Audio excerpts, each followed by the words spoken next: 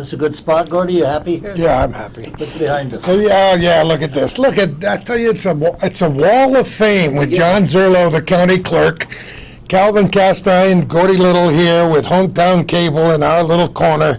In the little corner. We are in a little corner here. John Zurlo's been in this little corner for how long, John? This is 18 years. I thought you were going to say 1894. Would you believe it? 18 years. I cannot. As young as you are. A lot of water over the dam since you and I first met, and a lot of water over the dam in baseball. I wore my good hat today. I should have worn my Toronto hat, I suppose. Should have worn the hat with a bee on it. The hat with the bee on it is right. Never mind. You know what we're going to talk about today? John knows because he was there. Tom Cheek. Wow. The first time I met Tom Cheek is right after he started work for George Bissell at WEAV in 1962, a year after I blew into this town. I met him a little bit before that. I was entering my senior year in college. It was 1959, and I was working at a gas station on the Northway. However, let me take that back. On the road that we know as the Northway, but it was not the Northway then. It was nothing. The Northway was being built. It was Route 9 then. I guess it was, if I think back, it was Route 9 to the border. And I had a job working for Andy Kennedy's gas station. It was a Texaco station. There were other gas stations up on that stretch, but they were all closed by the state because they were building the Northway. The big ukes were hauling dirt in there and digging dirt, and it was just a massive project. And Andy's station was allowed to remain open because it was off the road a little bit, didn't bother the main thoroughfare, and they needed someone that would gas up the vehicles of the contractors and whatever. So there I was working, and Tom Cheek arrived one day in a little Jeep with survey equipment sticking out of the back end, and he was working for a company called King and Gavaris. They were consulting engineers on the Northway. And we got to know each other, and that's when it all started. So it was around 59 that I met Tom. I didn't realize that he had worked on construction until Calvin told me. I knew he was in the Air Force, and I knew he started his radio career at Weave and then left here and went to DOT and JOY. And see, Calvin, you don't have it's the power of the press to stand it up or knock it down. In addition to King and Gavaris, He got it anyway. he also, when not terminated, Never mind. he worked he worked on the missile sites, and I think he worked in Sugarbush. And he had some viable positions. His wife Shirley at the Hall of Fame induction told a story about when he had to have these big maps, where to pour concrete, and he had, the important thing to Tom was make sure the map was right side up, because he didn't know much about the maps. But and this was for some of the bridges too that went over the Northway. With the concrete and whatever, and she made a comment, and she says, well, the bridge is still standing, so he must have done something right with the concrete. Isn't that amazing? Well, they were married for a very long time, and I understand she gave a very stirring speech. Now, we didn't even get to the point where we're explaining what he won at the Hall of Fame induction, and you were there. Look at this. See this? Hall of Fame guest 2013, John Zurlo. This was the credential patch. If you didn't have this, you didn't get in. A few places.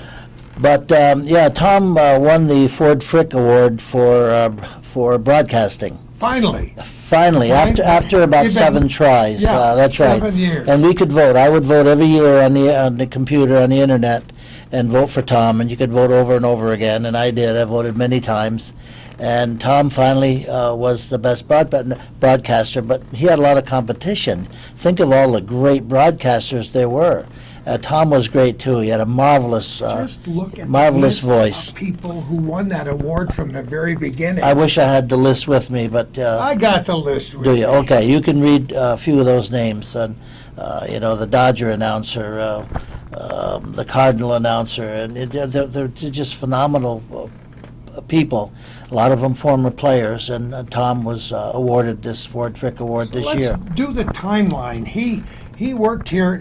Started in small town radio, working at WEAV. When he left Sugarbush, working on the missile sites, he decided that he saw an advertisement or whatever, and he went for it. He went for it with gusto. He wanted to be an announcer.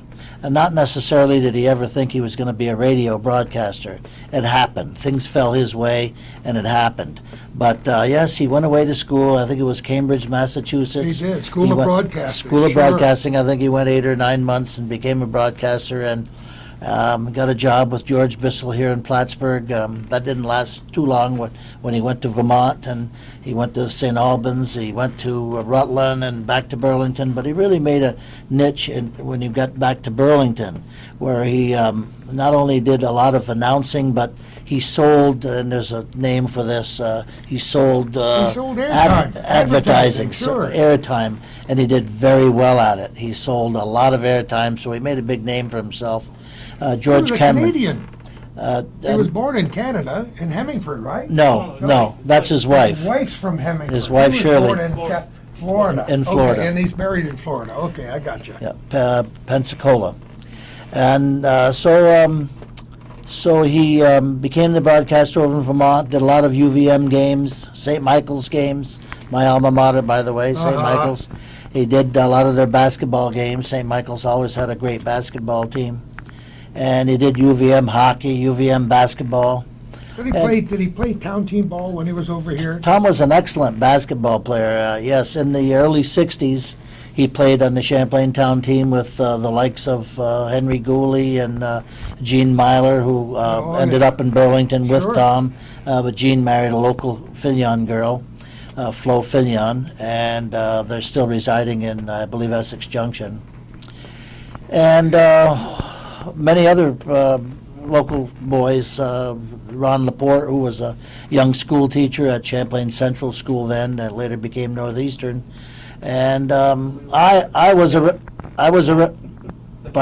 cat. You're right, Leo Richard. Yeah. Well, yeah, they were a great ball team. They won a lot of games, and I was a ball player, but didn't play much on that team because I just returned from college, became a young teacher, took my referee's license, became a basketball official, and I refereed all their games. Oh, And yeah. with another teacher, Charlie Niles. Oh, boy. And we did the games for $5. We worked $5 a night. And, You earned your $5 on every game. Absolutely, and I would open the school because I had all the keys to the elementary school at that time. Now the building's closed because I was the baseball coach as well, so it worked out well. I was a key player in the whole operation. Floyd LaFountain would sell tickets at the door, and they had a fine team. And so that's where Tom excelled in basketball locally, but then left and got into the radio business, and you know, Like you that's said, where it is. I think it was his destiny. When the Expos came to Montreal, all of us thought he would be the announcer. Well, I think he applied for the job. Well, I'm not sure he applied for the Expo Did he, game, Calvin? but I don't think he played. no, I I thought was he applied for it, and they chose somebody over him at the last minute.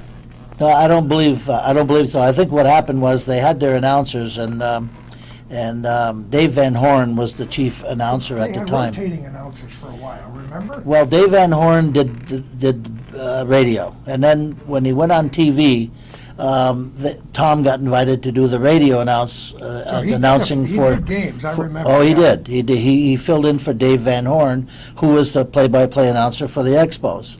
But when Dave went on TV, Tom was invited up to do the radio, and he did this for many years. And finally, the Toronto Blue Jays were awarded the franchise in the American League, and Tom, because he knew people at the time, and he had a lot of people pushing for him, and he did an excellent job in Montreal as the fill-in man, he was given the job with Toronto. And he was the first Toronto announcer, and his partner was Early Wynn. Early Wynn was a Hall of Fame pitcher for the Cleveland Indians. And they worked together for many years. In fact, Tom brought Early to the North Country and several times at the North Country Golf Club.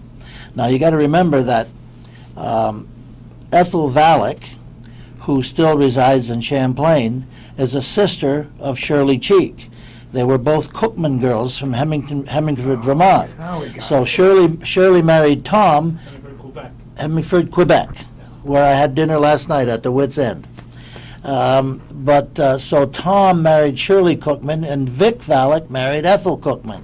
And Tom and Vic were very close brothers-in-law. And Vic brought Tom and Early and some of other players to the North Country Golf Course many times, and they played golf and met people and socialized there. So that was how it all started, and he did I don't know the correct number, maybe you people know, but over 4,000, Well over 4,000. over 4,200 straight games without missing an appearance. Think about that. From the very first game, he did the From first day game he one, played. from day one till 4,200 and something when his father passed away. So Tom went to Florida for the funeral, and and that's the first game that Tom missed, when he went to his dad's funeral. And when Tom returned from the funeral, he wasn't quite the same announcer that he was when he left. Something happened at that time where he got ill. And so they examined him, and sure enough, he had a brain tumor. And, that's where it went from there. He had operations and did get back to work for a little time, He but did a few games, yeah. ended up passing away. And too young. He was young. He was He in was- his mid-60s. Yeah, he was 66, I think. When he Correct. died, he would have been 74 had he still been alive. Yeah. So how did you happen to go down there this year? Well, over the years, Mary and I maintained very close relationship and friendship with Ethel and Vic Valek. And with Ethel and Vic, we went to Toronto many times to watch Toronto Blue Jays play and to visit with Tom and Shirley. And so the relationship grew between, of course, I knew Tom again when he was just a young guy playing basketball in Champlain, but also maintained a relationship after he became an announcer, and saw him often, saw Shirley often. She was at our house for dinner only a couple of months ago. And so once he got the Ford Frick Award, we knew he was going to be inducted into the Hall of Fame, into the Broadcasters Hall of Fame.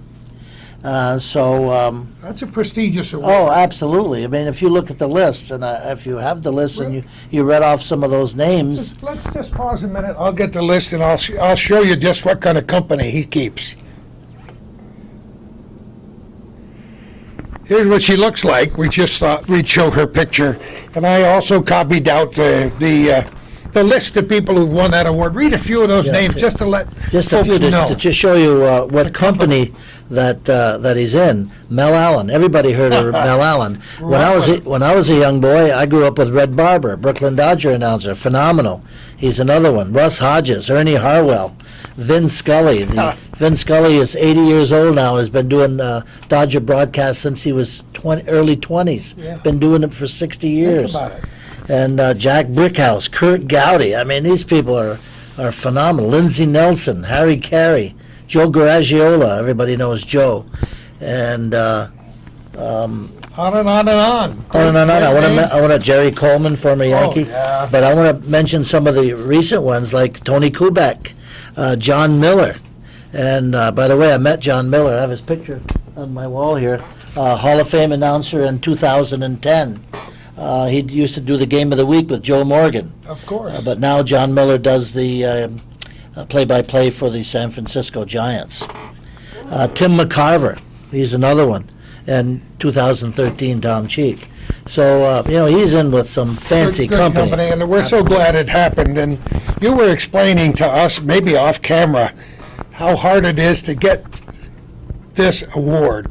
You got to get a lot of people backing you. So you got to have a lot of votes coming in until the Hall of Famers who got the award before get down to the final vote. Absolutely. I mean, it's countrywide. I mean, from California to New York. I mean, from West Coast to the East Coast, everybody can vote on your computer, And as I said, Tom was the 7th year that he was a candidate. So, he was there every year. But there was a lot of stiff competition. But this year he won. And he won because of you and I voting. But once the voting is over, they pick, I think, 4 finalists. And Tom was one of the 4.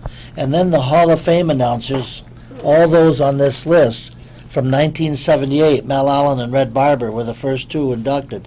Now they only induct one a year, of all the announcers, and there's, over 30 teams now. They're inducted because of their contribution to the game of baseball. Absolutely. They did something. Not only do they have a great voice and do a great, but they describe the game so well, but in addition, they're civic-minded. Yeah. They've done great things for baseball. And as we were talking again off screen, off camera, Calvin brought up the point that there are many famous sayings and comments that are made over the years. Well, Tom Cheek's reporting of one of the World Series, Toronto won 2 World Series while Tom was the announcer, and one of them, Joe Carter, hit a home run to win the game. And as he's rounding second base, Tom said, touch 'em all, Joe, you'll never hit a bigger home run. And that is the 7th, MLB, Major League Baseball, has selected that one to be the 7th all-time best How many times have you heard it? Under circumstances that don't even apply to baseball. Touch 'em all, you'll never get another one like that. At the induction ceremony, just before Shirley accepted the award, they had a huge screen, a telescreen, they do in the ballparks, and they had that home run and Tom narrating the home run. So it brought tears to your eyes. Like you said, some people are destined to greatness. Tom was one of those guys where you knew he was going to do something very important, even as a young guy. He worked very hard at his craft. He worked very, very hard. He just didn't walk into a broadcasting booth and start the game and say, this is it. He studied every player. He knew what they did. He knew their backgrounds, and he was very, very, very well prepared, like a teacher should do. You do your lesson plan, and you know what you're going to do when you walk into that classroom. And Tom Cheek was that way. That's the way the old announcers were on the radio. I told you how I grew up with Mel Allen. I mean, you could have a 2-hour rain delay, and you never shut off the radio. They never went back to the station. Mel Allen told stories from the early days of radio, and that was better than the game. Absolutely. That's the way Cheek was. Exactly. Another Mel Allen story. I was in Fenway one day with my wife and my brother and his wife. My brother lived in Concord, Mass. At the time, so it was a visit over there, and we went to Fenway Park, and lo and behold, the Yankees, the Blue Jays were in town playing the Red Sox, and of course Tom was there. But the Blue Jays had just come from Yankee Stadium. They just played a 3-game series in New York, and I saw Tom out on the field, and he was interviewing at the time Haywood Sullivan, who was the manager of the Red Sox at the time. And so I said, there's my friend Tom Cheek. So I went down, and we were up a ways, and we went down, and I was put one leg over the gate. The gate is so much different today. I was there a few weeks ago, and it's really nice and modern. They really jazzed up that park. But it used to be a wire fence, like a heavy cyclone, and well, the security man grabbed me and said, no, you're not getting on this field. I said, well, that's my friend Tom Cheek. I'd like to chat with him. He said, after he's done his interview, we'll see what we can do. So I'm standing there at the gate, and Tom noticed me as he was interviewing Haywood, and made a little comment, and sure enough, when he finished, he walked over, got over the fence, and went up to the stands where we sat. Did you bring the security guy with you? No, he was happy that I knew Tom at the point. So Tom pulled out his little tape recorder, and he put it in my ear, and he says, listen to this recording. And it was an interview he did with Mel Allen, as they just came from New York. And he says, this is, Tom was a young announcer then. He only was in the business a couple of years, and he was still making headway. And he said, this is just a classic. That's he what says, it's all about. I'll cherish this. Oh, yeah. Because Mel Allen was such a great announcer. I wonder where that interview is today. Don't know. I I'm hope sure, she kept it. well, I don't know. There's got to be archives. I mean, Yeah. So he was, and some of my trips to Toronto, we'd be sitting with Vic. I remember one day, Vic always had a little radio. He'd listen to the radio and even when we played golf, he had a radio in his golf cart. He'd listen. He was a phenomenal Red Sox fan.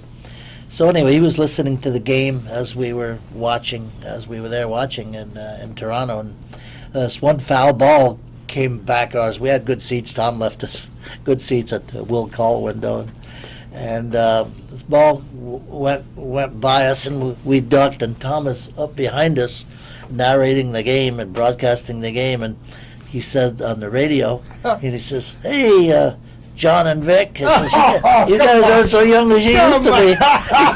so we couldn't move out of the way. You're not so young as you used to be, are you? You're always paying attention. Everything. That's a great story, John.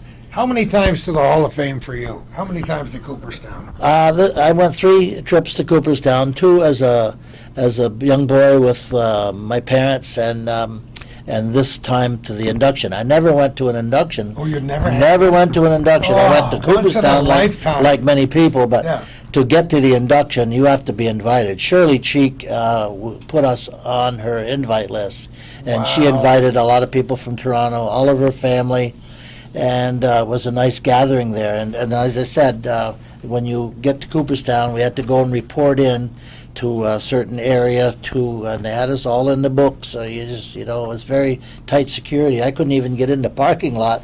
There were security people at the road, and they said, "Yes, can we help you?" And I said, "Well, I'm going in to get my security documents." "Well, what's your name?" So they had a book out on the road before we even got into the parking lot to get into the building. So then when we got in, they gave us our credentials, and what was the date, John? The date was, I have it right here, on the Friday the 26th of July, and of course the 27th and 28th. On Friday the 26th, we went in and got our credentials and got information about what we're going to be doing and where we're going to be going. And this is pretty much the program, the schedule of the events, of all the information. After the induction ceremony, which was phenomenal. It wasn't only Tom that was inducted, but there was Paul Hagen, was a media writer, a print writer. Dr. Frank Jobe, who started the Tommy John surgery now. Tommy John was there, standing by Dr. Frank as he accepted his speech. And there was one other, and there was just wonderful. The one other was the person who directed the movie 42. Oh, really? Yes. Wow. And he did a wonderful job, and he ended up by saying that this would not have been possible if it. He said, go to the dictionary, and if you looked up marvelous, super, cooperative, wonderful, he said, and other adjectives that I'm not even thinking of, went on, and he said, then you would see Rachel Robinson's name. Yeah. And Rachel, of course, was the widow of Jackie Robinson, and he said, Rachel, stand up and say hello. And Rachel was about 30 or 40 feet away from us, and she looks like she's 60 years old, but she's damn near 90. Isn't that amazing? Yeah. Amazing lady, amazing family, an amazing story, and we know what that all means to baseball, don't we, huh? Absolutely. So after this induction ceremony, then we went to into the Hall of Fame, and there was a pretty good cocktail party that went on. Heavy hors d'oeuvres and drinks and whatever. And there are 62 Hall of Famers still alive, and 40 of them were present at the Hall of Fame induction. That's pretty good all by itself. Pretty good, and wow. many of them attended this function, this cocktail party, and that's where I met many of the Hall of Famers and got my picture taken with about 15 of them. Some of those, like you're a kid again. It was phenomenal, and they were, and all you had to do is go up to them and say, Rusty, could I take my picture with you? Yeah. I have my picture taken with Rusty Staub, who was a former right fielder for the Montreal Expos, then traded to the Mets. And Ozzie Smith was a phenomenal shortstop with the St. What a Louis guy. Cardinals. With Billy Sample, who played in the American League. With Goose Gossage, who played great ball, especially with the Yankees. Who else? Bob Gibson, phenomenal right-hand pitcher. Wow. I told you, Ozzie Smith. Cito Gaston, the manager of the 2 world champion teams in Toronto. Buck Martinez, who managed after Cito in Toronto. There was quite a delegation there from Toronto. And after this party wasn't even quite over, we had to go to another cocktail party, which was sponsored by the Toronto Blue Jays. You had to go to another. We had to go that, and Shirley, of course, was predominant at both of them, and I had a nice little chat with Shirley afterward, and telling her what a phenomenal job she did in her acceptance speech, which you can see if you Google Tom Cheek induction ceremony. It's still on MLB. You It's can one still thing get to be it. a lifetime baseball fan. It's another thing to personally know a guy like Tom Cheek and to follow his career from the very beginning, working on the Northway, to the Absolutely. day he died, and then beyond, because he gets this award posthumously for his contribution to baseball and doing so many games for Toronto. Amazing. It meant a lot to me. I Yeah, was of I course was it did. I was in tears. I mean, all through it. Yeah. There's a quick shot of me on the program when Shirley, the TV picked it up, and it was tears in my eyes, and probably that's why the cameraman just stared Yeah, in at me because he saw me. Those things are So, emotional. Think about Absolutely. it. What it was emotional for you. Think about what it was like Yeah. for her after going for 7 years. Yeah, she did an excellent job. She just did a great job. During the winter, too, I skipped over this, but during last winter, Vermont, Tom was awarded the Vermont Broadcasters Oh, yes. Big He had Award, a number of other awards throughout his lifetime. which we Mary and I should mention, sure. attended with Ethel. We brought Ethel over, and Shirley, of course, was there, and Shirley's family was there, and so we were at the Vermont Broadcasters annual award too, and they did a big job there. They made nice speeches about Tom, and of course he was well liked in Burlington area because he worked there for so many years. But it was a phenomenal weekend meeting all those people, and another person. It's another topic now with the PEDs going on, and with everybody getting suspended for 50 or I knew 51 we'd get days around to or that, 214 days or whatever Yeah. it is. But I met Pete Rose. Pete Rose was banned from baseball about 24 years ago because of gambling. And I do have, I met Pete, Mary met Pete. We have our picture taken with him. And this is a ball that he You signed. grab that one, John. I'll grab this one. He signed that ball for me, and we had a nice chat, and I wished him well, and told him that, Pete, I said, just have faith. You're going to get into the Hall of Fame one day, and you can say, why isn't he in the Hall of Fame? He was the all-time hits leader, and he was the all-time runs scored leader until Barry Bonds broke the runs scored record. Yep. But Barry Bonds was juiced up, and is it fair? So Well, we know you got your opinion. he and gambled. He gambled, but he wasn't juiced up. He just was The, a fighter. the opinions are flying. You go around the internet, all the This social ball media. is that my Warren Spahn ball? Yep. That ball was signed by Warren Spahn, who I was privileged to play golf with, and I have my picture with Warren Spahn over there on my wall. Do you see which one, Calvin? No. One that says Hall of Famer Warren Spahn dies. Right in the middle. Right in the middle.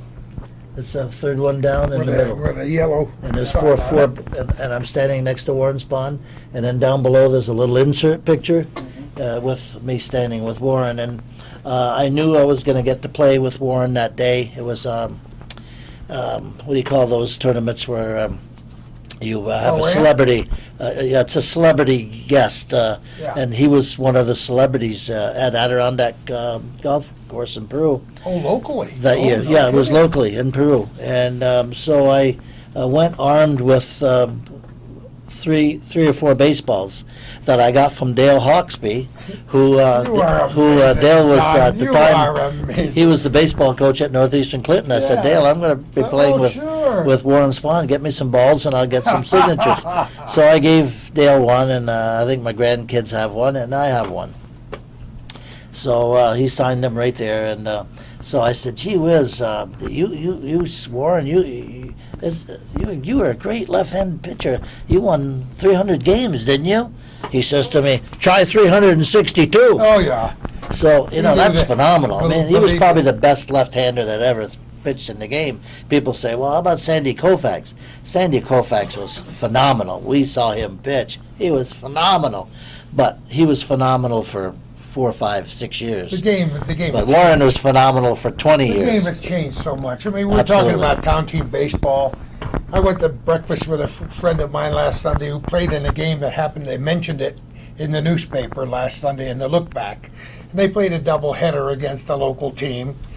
I don't know if it was a Legion team or whatever, but many, like 50 years ago.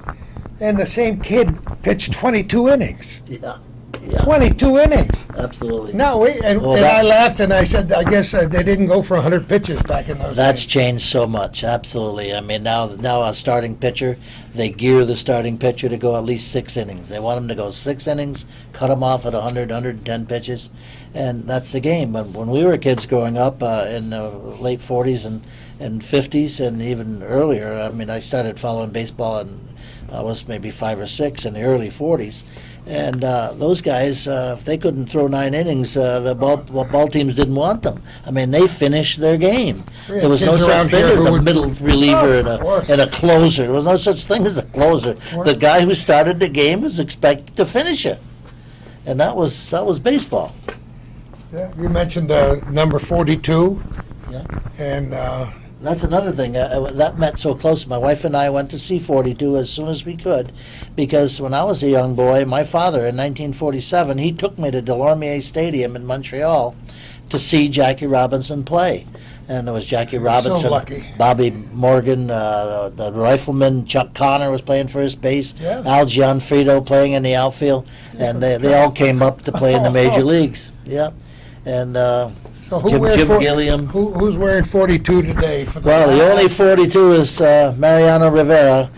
He was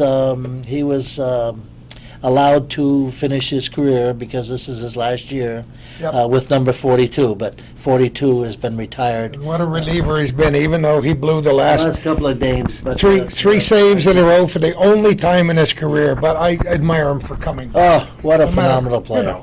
Phenomenal, phenomenal career. Baseball is a one heck of a game. I'll tell you what, John. You got some pictures you want to show us? Well, it's Before only, we're wrapping up, 'cause we there's gotta only, get outta There's here. only pictures of me with these fellows. I don't know if All right, we'll get a if couple you- of pictures and you're wrap it interested in up. that or not. But All Okay, what have I got in my hand, John?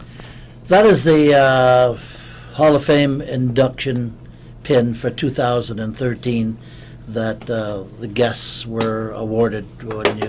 When Right, you- and I dropped it. I can't That's read it. right, you can't sell it today, John. And this